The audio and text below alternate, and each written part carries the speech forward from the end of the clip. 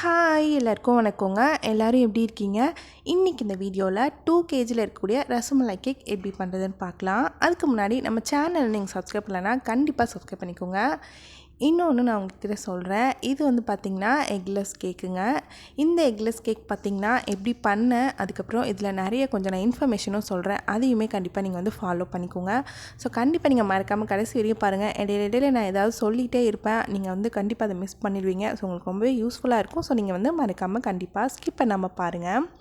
இப்போ பார்த்திங்கன்னா இந்த கேக் வந்து ஒரு நார்த் இந்தியன் சிஸ்டர் கேட்டிருந்தாங்க. அவங்க வந்து இங்கே இருக்காங்க. அவங்க வந்து அவங்களோட டாட்டருக்காக வந்து இந்த கேக் வந்து கேட்டிருந்தாங்க. அவங்க வந்து பார்த்திங்கன்னா வெஜிடேரியனுங்க. எப்படி பண்ணுறது அப்படின்றத நான் வந்து உங்களுக்கு சொல்கிறேன். இப்போ பார்த்திங்கன்னா இது வந்து அன்றைக்கி நான் வந்து உங்களுக்கு ஒரு எக்லெஸ் கேக் போட்டிருந்தேன் இல்லைங்களா, அதுக்கப்புறம் மறுபடியுமே நான் வந்து சும்மா வந்து எக்லெஸ் மறுபடியும் நான் ட்ரை பண்ணியிருந்தேன். அதாவது இப்போ மில்க் மைட் போடாமல் பண்ணி பார்க்கலாம் அப்படின்னு சொல்லிட்டு நான் வந்து மறுபடியும் பண்ணியிருந்தேங்க. இதுலேயுமே என்னென்ன பிரச்சனை வந்துச்சு, என்னென்ன ப்ளஸ் மைனஸ் எல்லாமே நான் உங்களுக்கு சொல்கிறேன். இது வந்து பார்த்திங்கன்னா ஃபஸ்ட்டு நான் உங்களுக்கு வீடியோக்காக திவ்யா சிஸ்டர் கேட்டிருந்தாங்க, அவங்களுக்காக பண்ணேன். நிறைய பேரும் கேட்டிருந்தீங்க. அதுக்கப்புறம் மறுபடியும் நான் ஒரு வாட்டி ட்ரை பண்ணி பார்த்தேங்க. அவங்க கேட்ட நேரமோ என்னோ தெரில, ஆனால் உடனே பார்த்திங்கன்னா எனக்கு ஒரு 2 kgயில் எக்லெஸ் கேக் வந்துருச்சுங்க. அவங்களுக்கு தான் நான் தேங்க்ஸ் சொல்லணும். ஏன்னா நான் மறுபடியும் ட்ரை பண்ணேன்.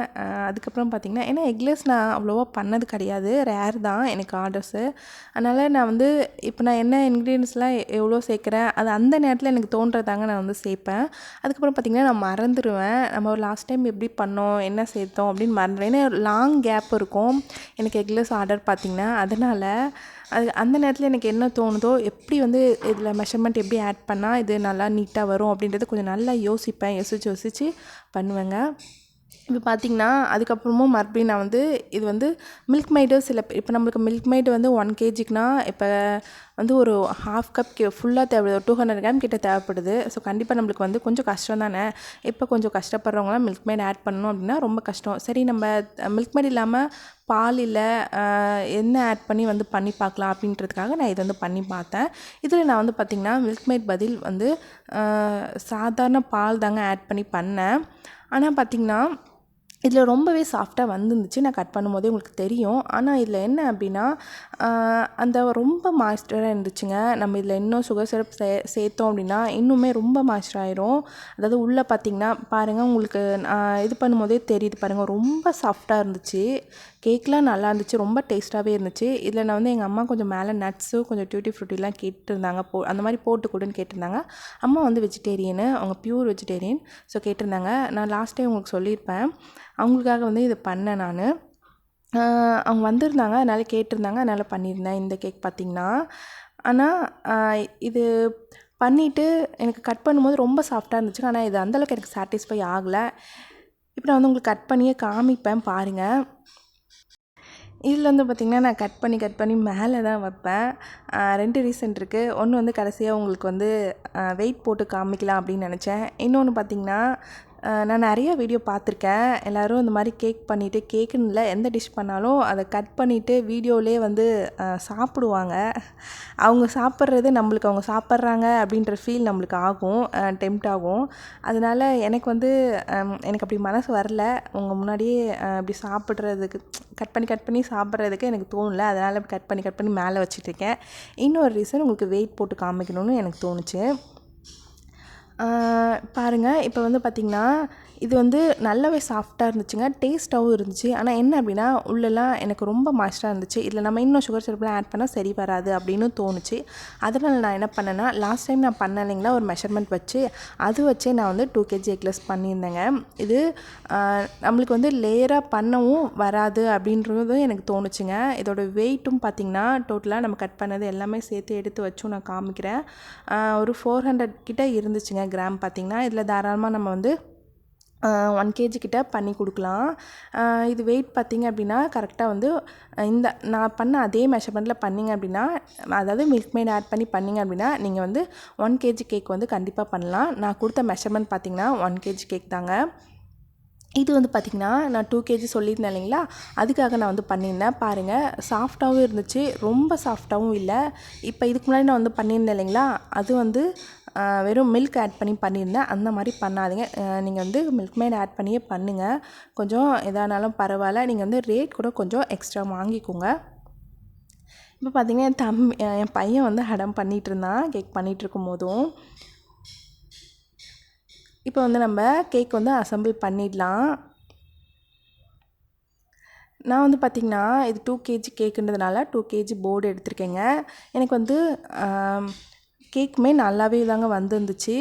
இப்போ கலர் மட்டும் பார்த்திங்கன்னா இப்போ நம்ம கர்ட் ஆட் பண்ணியிருந்தனால நல்லா ப்யூர் ஒயிட் வருங்க.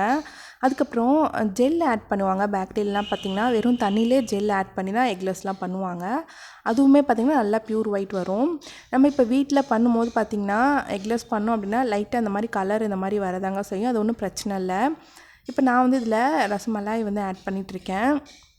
ரொம்பவுமே டேஸ்ட்டாக இருந்துச்சுங்க. ஏன்னா எனக்கு எப்படி தெரியும் அப்படின்னா நான் மேலே வந்து இது வந்து நான் எப்படி பண்ணியிருந்தேன் அப்படின்னா 8 inch டின் கேக் டின் எடுத்து அதில் வந்து பார்த்திங்கன்னா 2 inch டின் அதாவது 2 8 inch டின் நான் எடுத்துக்கிட்டேங்க.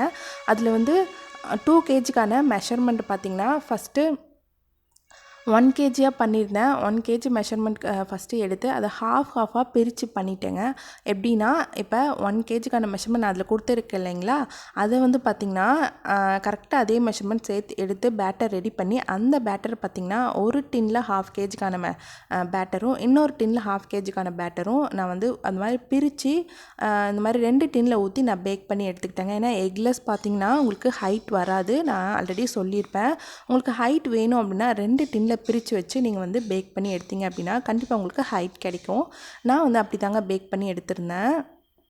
ஒரு டின்னில் 1/2 kgக்கான பேட்டர், இன்னொரு டின்னில் 1/2 kgக்கான பேட்டர், அந்த மாதிரி 1 kgக்கான பேட்டரை 2ஆக பிரித்து 2 டின்னில் வச்சு நான் பேக் பண்ணி எடுத்துக்கிட்டேன். அப்போ மொத்தமாக பார்த்திங்கன்னா இதில் 2 லேயர் கிடச்சிச்சு, அதில் 2 லேயர் கிடச்சிச்சு. எனக்கு 4 லேயர் கிடச்சிச்சிங்க.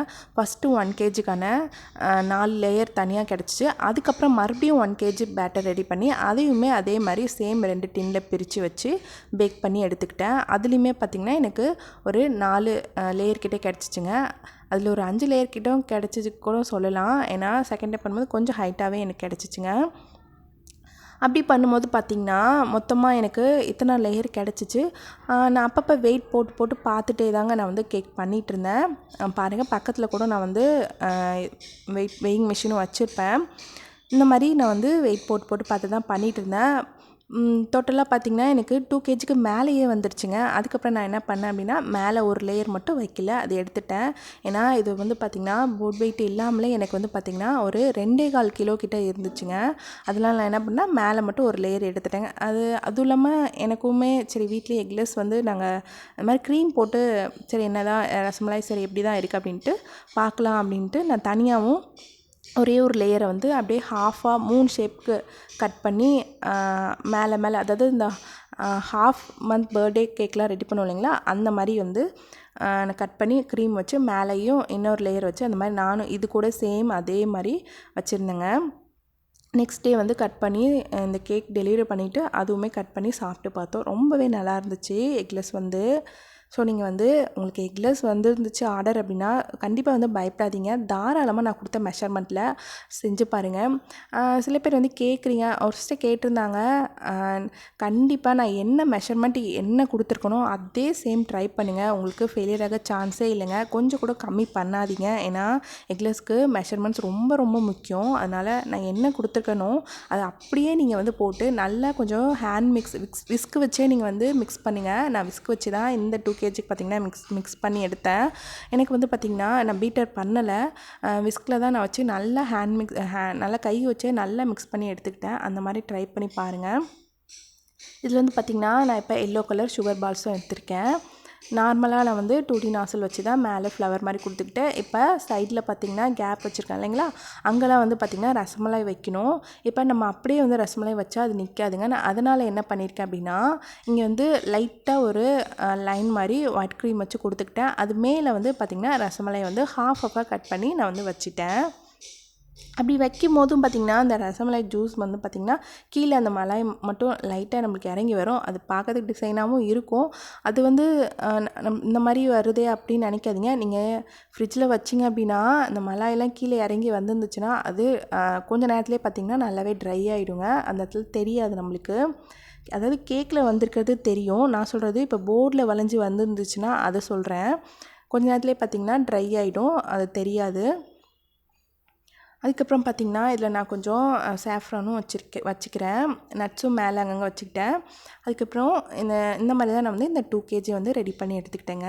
உங்களுக்கு எக்லெஸ் வந்துச்சு அப்படின்னா கண்டிப்பாக நான் சொன்ன அந்த மெஷர்மெண்ட் வந்து ட்ரை பண்ணி பாருங்கள். அந்த வீடியோ பார்க்காதவங்களுக்கு நான் டிஸ்கிரிப்ஷனில் அந்த வீடியோட லிங்க் கொடுக்குறேன். மெஷர்மெண்ட் அதில் கொடுத்துருக்கேன், டிஸ்கிரிப்ஷனில் கொடுத்துருப்பேன்.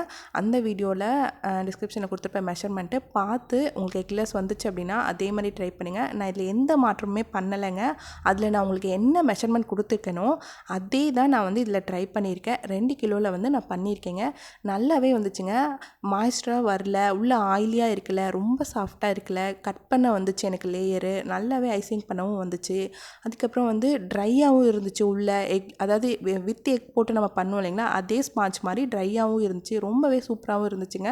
இந்த கேக் வந்து எக்லெஸ் 2 kg நான் இதாங்க ஃபஸ்ட் டைம் பண்ணுறேன். ஸோ இதோட ரிவ்யூ எப்படி இருக்கும் அப்படின்னு எனக்கு கொஞ்சம் ரொம்பவே இதாக இருந்துச்சுங்க. அதே மாதிரி ஃபஸ்ட்டு கேக் வந்து வாங்கிட்டு போன உடனேவும் அவங்களுக்கு வந்து கேக் ரொம்ப நல்லாயிருக்கு, பியூட்டிஃபுல்லாக இருக்குன்னு எனக்கு மெசேஜும் பண்ணியிருந்தாங்க. அதுக்கப்புறமும் பார்த்திங்கன்னா எனக்கு அது மாதிரி கேக்குமே ரொம்ப டேஸ்டி அப்படின்னும் மெசேஜ் பண்ணியிருந்தாங்க. நெக்ஸ்ட் டே வந்து எனக்கு நான் அவங்களோட டாட்டர் ஹாப்பியாக அப்படின்னு நானும் கேட்டுதான். ஏன்னா அவங்க டாட்டருக்காக அவங்க ரொம்பவே ஆசையாக இந்த கேக் வந்து வாங்கியிருந்தாங்க. அவங்க பொண்ணோட நேமும் பார்த்திங்கன்னா நான் எழுதியிருப்பேன். நார்த் இந்தியன் கேர்ள் தாங்க அவங்க. பார்த்திங்கன்னா இது வந்து அவங்களுக்கு வந்து தமிழ் தெரியாது, நான் இங்கிலீஷில் தான் பேசினேன். அவங்க வந்து இங்கே தான் எங்கள் ஏரியாவில் இருக்காங்க. அப்புறம் தமிழ் வந்து அவங்க ஹஸ்பண்ட் கிட்டே கற்றுக்கோங்கன்னு நான் சொல்லியிருந்தேன். அதுக்கப்புறம் கேக்கு ரொம்ப பியூட்டிஃபுல் மெசேஜ் பண்ணியிருந்தாங்க. அதுக்கப்புறம் நான் வந்து அவங்க டாட்டர் ஹாப்பியான்னு கேட்டிருந்தேன். அதுக்கு தான் வந்து அவங்க வந்து சொல்லியிருந்தாங்க கேக் ரொம்ப டேஸ்டி அப்படின்னு சொல்லியிருந்தாங்க. அப்போ தான் எனக்கும் தோணுச்சு, சரி அந்த மாதிரி எக்லெஸ்னால் எல்லோரும் நீங்களும் கண்டிப்பாக பயப்படுவீங்க, ஸோ கண்டிப்பாக உங்களுக்கு இதெல்லாம் சொல்லணும், சேம் அதே மெஷர்மெண்ட் வச்சு நீங்கள் ட்ரை பண்ணி பாருங்கன்னு சொல்லணும்னு எனக்கும் தோணுச்சு. பயப்படாமல் தாராளமாக தைரியமாக நீங்கள் அதே மெஷர்மெண்ட் வச்சு ட்ரை பண்ணி பாருங்கள். கண்டிப்பாக வந்து நல்லாவே வருங்க. ட்ரையாக தான் உள்ளே வந்துருந்துச்சு, எனக்கு நல்லாவே வந்துருந்துச்சு. ஸோ கண்டிப்பாக நீங்கள் ட்ரை பண்ணி பாருங்கள். ஏதாவது டவுட்னாலும் என்கிட்ட கேளுங்க. எக்லெஸ் கேக் ஆர்டர் வந்துச்சு அப்படின்னா பயப்படாதீங்க, நீங்கள் வந்து தைரியமாக ஆர்டர் எடுத்து பண்ணுங்கள். ஸோ உங்களுக்கு எக்லெஸ் கேக் ஆர்டர் வந்துச்சுன்னா அதே மெஷர்மெண்ட்டில் தாராளமாக நீங்கள் வந்து பண்ணி கொடுக்கலாங்க. எத்தனை கேஜி வந்தாலும் நீங்கள் வந்து பயப்படாதீங்க, நல்லா வந்து நீட்டாக பண்ணி கொடுங்க. ஏதாவது டவுட்னாலும் என்கிட்ட கேளுங்க, கண்டிப்பாக நான் உங்களுக்கு சொல்லித்தரேன். இன்னொரு வீடியோ உங்களை சந்திக்கிறது. டாட்டா, பாய், தேங்க்யூ.